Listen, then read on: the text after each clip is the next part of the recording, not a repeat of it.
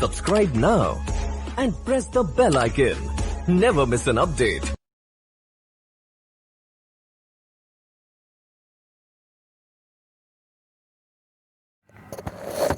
Welcome to Prabhat Sharma classes students. जहाँ पे हमने अपना लास्ट टॉपिक छोड़ा था, आज हम वहीं से अपना काम कंटिन्यू करेंगे।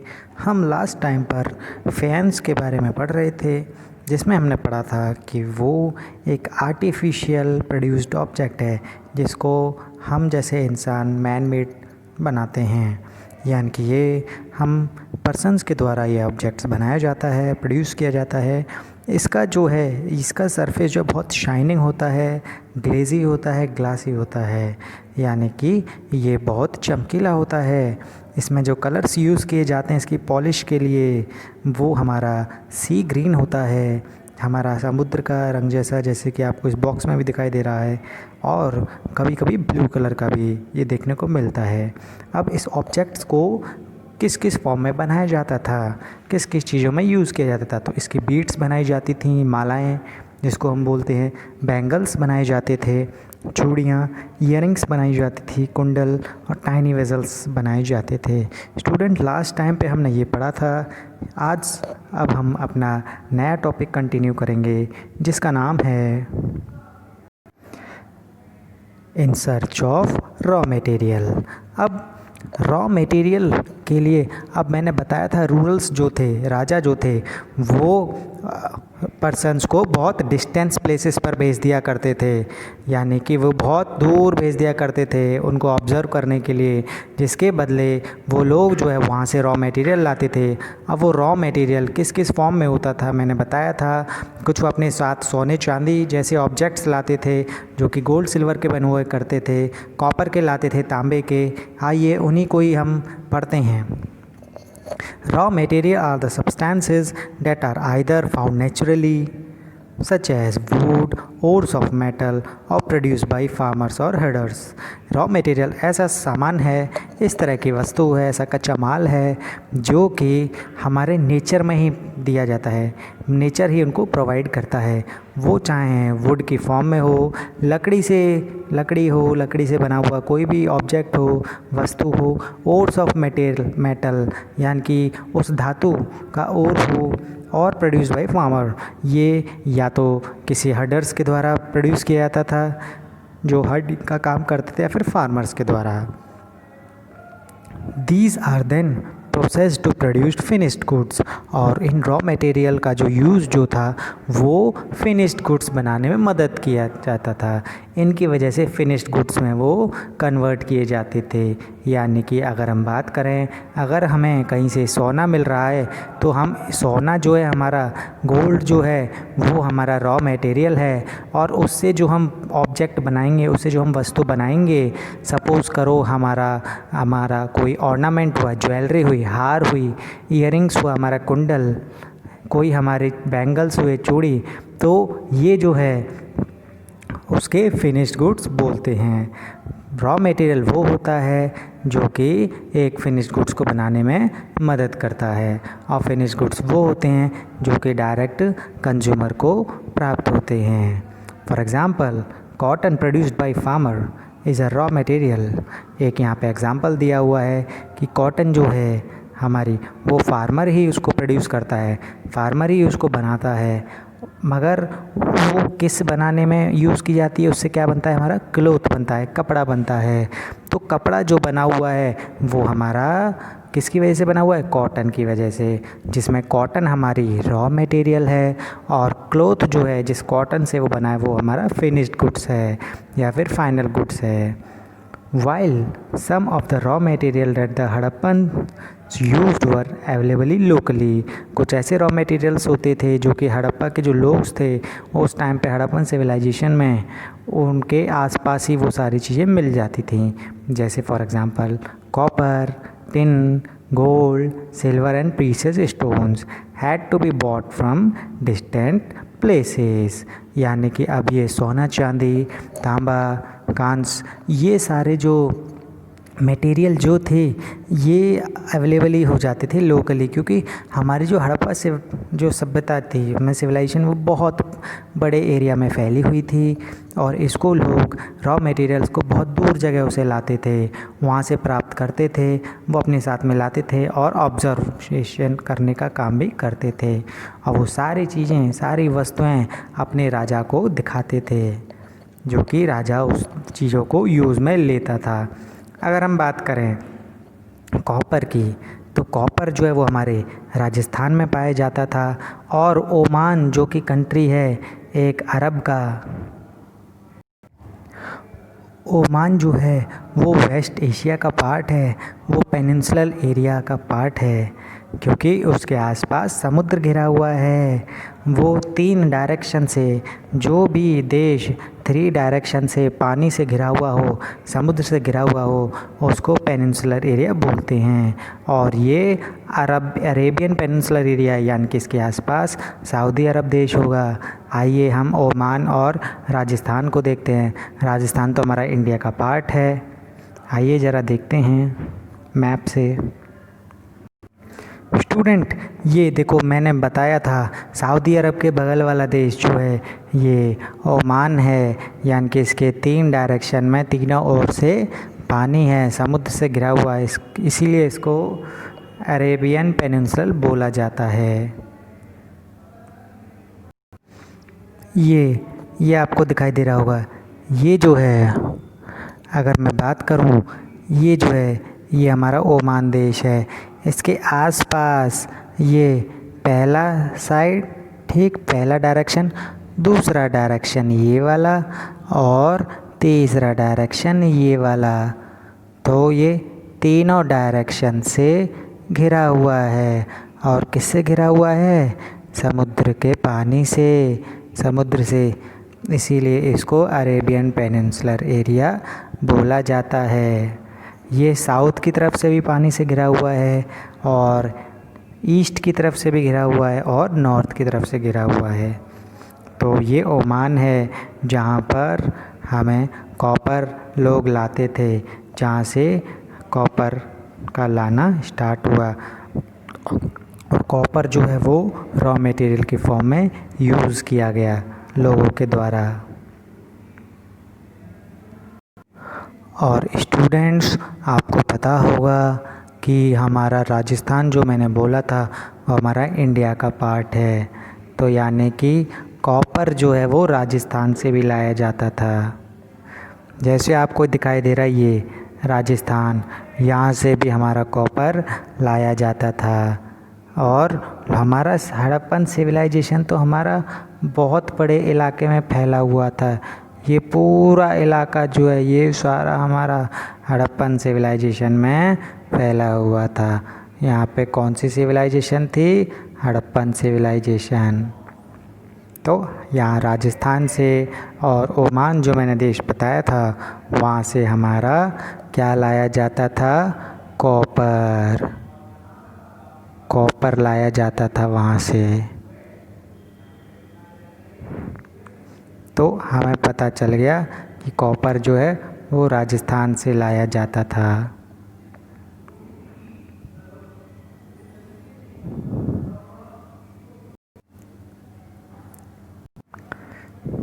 और हमारा ओमान से भी क्या लाया जाता था? कॉपर। यहाँ से भी हमारा कॉपर लाया जाता था। और ये जो जगह है ये हमारी हड़प्पन सिविलाइजेशन के प्लेसेस पर लोग चले जाते थे, क्योंकि वो तो डिस्टेंट प्लेस पर घूमने जाते थे। वहाँ से कोई भी ऑब्जेक्ट मिल जाए उसको वो लाते थे। तो ओमान जगह से भी हमारा कॉपर लाया जाता था। स्टूडेंट, नेक्स्ट अब हम देखते हैं tin which was mixed with copper to produce bronze and may have been bought from present day Afghanistan and Iran. Tin जो है बेटा वो कॉपर और ब्रॉन्ज को मिला के बनाया जाता था। कॉपर और ब्रॉन्ज को मिला के टिन बनाया जाता था, जो कि अफ़गानिस्तान और ईरान से लाया जाता था। आइए मैप में हम अफ़गानिस्तान और ईरान देखते हैं। स्टूडेंट, ये हमें दिखाई दे रहा है हमारी जो सभ्यता जो थी वो हमारी किस में फैली हुई थी? हमारे पूरे ये वाला इलाका,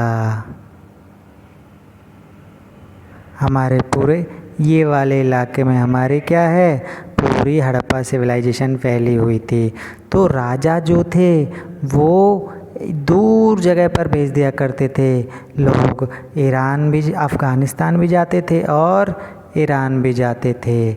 और यहाँ से वो क्या लाए थे? ईरान से और अफ़गानिस्तान से वो टिन लाए थे, जो कि किसको बना के मिलाया जाता था? कॉपर को और साथ में ब्रॉन्ज को मिला के बनाया जाता था।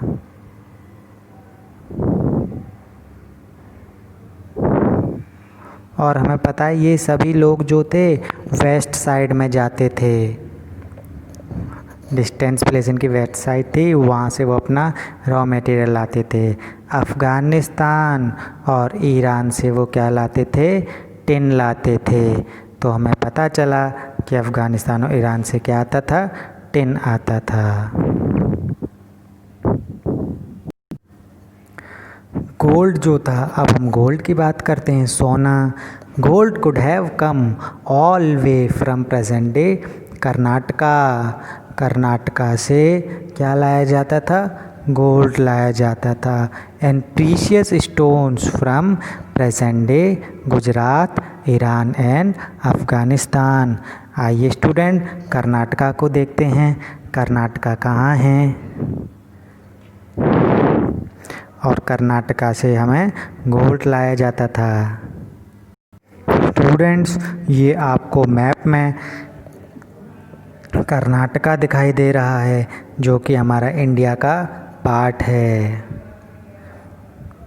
स्टूडेंट्स, ये जो है कर्नाटका जो है, इस तरफ भी लोग क्या थे? हमारा सिविलाइजेशन तो गुजरात तक फैला हुआ था और यहाँ से लोग कर्नाटका आए। कर्नाटका से उन्होंने क्या लिया?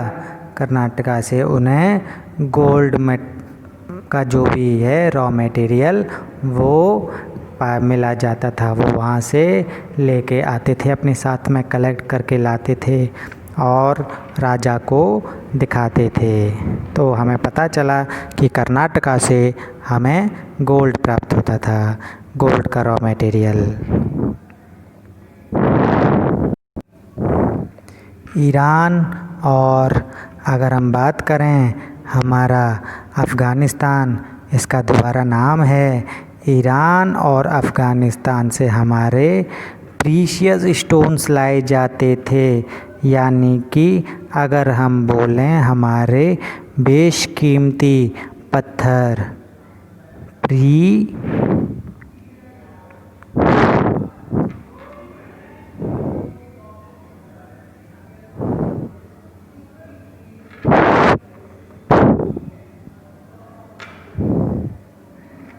प्रीशियस स्टोन्स लाए जाते थे, यानी कि अनमोल पत्थर, जिनसे हम मालाएं बनाते थे, जिनसे हम ज्वेलरी में यूज़ किए जाते थे। आइए ज़रा हम देखते हैं उन सभी को जो हमने gold, copper, tin, precious stones पढ़े थे।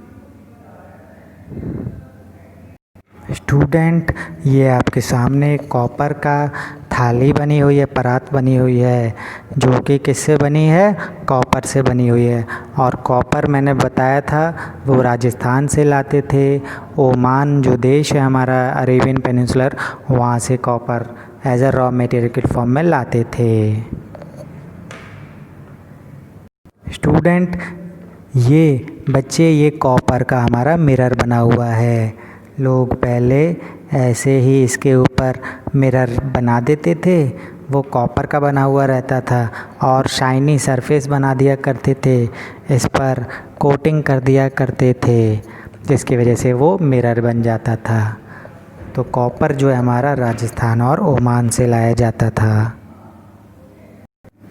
स्टूडेंट्स, ये आपके सामने टिन से बना हुआ ऑब्जेक्ट रखा हुआ है जिसमें हमारा कॉपर और ब्रॉन्ज मिलाया जाता था, जिसके मिक्सचर से हमारा टिन बनाया जाता था। ये आपके सामने एक टिन का बर्तन है। ये टिन का कितना बढ़िया गुलदस्ता रखा हुआ है। ये टिन से बना है। टिन थोड़ा सा शाइनी सरफेस हुआ करता था, टिन का चमक दमक वाला, तो इससे जो भी ऑब्जेक्ट्स बनाए जाते थे वो थोड़े चमकीले हुआ करते थे। ये आप देख सकते हैं टिन का बना हुआ ये बर्तन रखा हुआ है। स्टूडेंट्स, गोल्ड जो कि कर्नाटका से लाया जाता था, लोग कर्नाटका भी जाते थे गोल्ड का रॉ मटेरियल लेने, जिसे वो कॉइन्स बनाते थे, ज्वेलरी बनाते थे। तो ये गोल्ड से बने हुए चीज़ें हैं। गोल्ड भी लोग रॉ मटेरियल की फॉर्म में इस्तेमाल करते थे हड़प्पा सिविलाइजेशन में। ये आपके सामने ज्वेलरी रखी हुई है, हार रखा हुआ है, इस पे जो है पत्ते जो बने हुए हैं ये गोल्ड के हैं। तो उस टाइम पर गोल्ड भी बहुत फेमस था, बहुत फैशन में था, प्रचलन था। तो हम कह सकते हैं कि जो हमारे, जाहिर सी बात है, साउथ के जो पीपल्स हैं वही गोल्ड का ज़्यादा यूज़ करते थे, वही पहनते थे। तो इसीलिए वो जगह भी साउथ में है और साउथ वाला स्टेट है कर्नाटका हुआ, तो वहाँ से हमें गोल्ड मिलता था। स्टूडेंट्स, ये आपके सामने प्रीशियस स्टोन्स बने हुए हैं। ये प्रीशियस स्टोन्स जो थे हमारे एज अ रॉ मटेरियल काम करते थे। इनका, ये प्रीशियस स्टोन्स बहुमूल्य पत्थर जो कि बहुत बेशकीमती थे, इनको हम माला बनाने में भी इस्तेमाल करते थे। आइए ज़रा माला देखते हैं, बीड्स देखते हैं, और हम कह सकते हैं कि ये ऑर्नामेंट्स, ज्वेलरी बनाने में भी इस्तेमाल किए जाते थे। ये प्रीशियस स्टोन्स बने हुए हैं, बहुत इम्पोर्टेंट माला जो बनी हुई है। ये आप ये हार देख सकते हैं, ये भी माला बनी हुई है प्रीशियस स्टोन्स के द्वारा, बहुत ही बेशकीमती पत्थरों के द्वारा। ओके स्टूडेंट, आज का टॉपिक यहीं ख़त्म होता है। नेक्स्ट टॉपिक हम अपना दूसरी क्लास में कंटिन्यू करेंगे। वीडियो अच्छी लगी हो तो लाइक एंड सब्सक्राइब ज़रूर करें और प्रभात शर्मा क्लासेस से जुड़े रहें। और कोई भी क्लास से अगर कोई बात है तो कमेंट में ज़रूर लिखें और अपने व्यूज़ ज़रूर बताएं। Stay home, stay safe.